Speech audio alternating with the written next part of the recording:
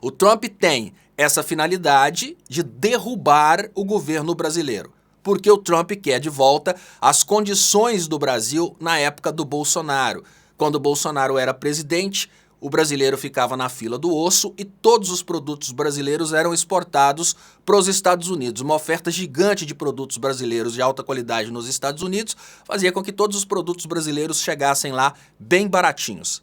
O Trump quer de volta essa realidade. Como o Lula entrou, criou capacidade de consumo dentro do Brasil e principalmente criou acordos comerciais para o Brasil vender para outros países. E essa possibilidade da gente parar de usar o dólar nas negociações entre os países do BRICS, com certeza o Trump tinha que vir para cima para desequilibrar o Brasil, obviamente tentar derrubar o presidente Lula e também, claro, desestabilizar o bloco econômico, o BRICS.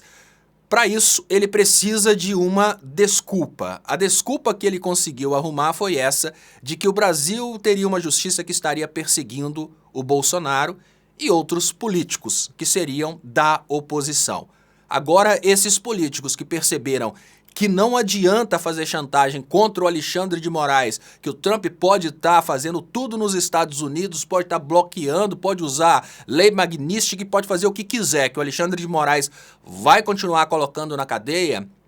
A tendência natural é que esses políticos, como o Marcos Duval, o Eduardo Bolsonaro, rapem fora para os Estados Unidos para tentarem orquestrar dos Estados Unidos um golpe contra o Brasil. Para pessoas como Marcos Duval, Eduardo Bolsonaro, se o Trump começar uma guerra contra o Brasil e matar metade do povo brasileiro, é uma coisa fantástica, porque eles querem essa desgraça para que eles tenham de volta o poder. Eles estão dispostos a matar a metade do povo brasileiro, se preciso for, para que eles tenham de volta essa oportunidade de estarem no poder. E o Trump, ele representa o país que faz isso sempre, derruba presidentes em países emergentes e colocam os presidentes que eles querem. A partir daí, eles governam esses países por procuração, porque os presidentes que são colocados no poder depois do golpe dos Estados Unidos sempre governam para os interesses dos Estados Unidos.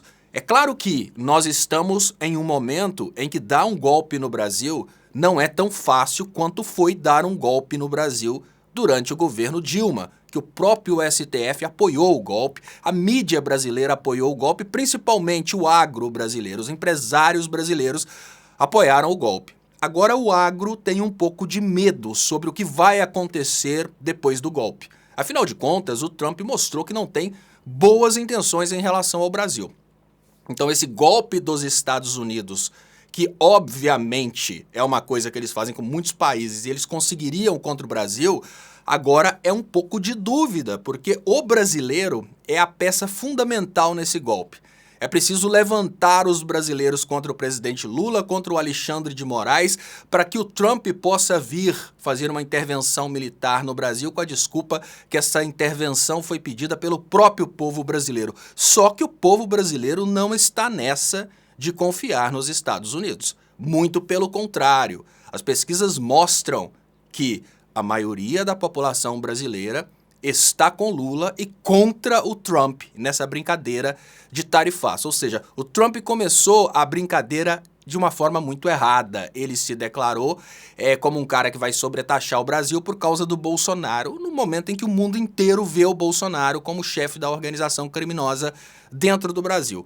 Dessa forma, é mais difícil para o Trump conseguir dar esse golpe, mas que eles vão tentar de todas as formas, eles vão. E pessoas como Marcos Duval vão continuar fugindo para os Estados Unidos. Os que não conseguirem fugir vão continuar tentando articular o golpe daqui de dentro do Brasil. Como um dos maiores golpes que já aconteceram desde o início da história da República Brasileira é manter o Eduardo Bolsonaro como deputado, mesmo ele tendo fugido para os Estados Unidos e já tendo passado o tempo de licenciamento dele como deputado. Tudo isso que está acontecendo nos dá muito medo, mas nós temos hoje uma situação um pouco diferente da anterior.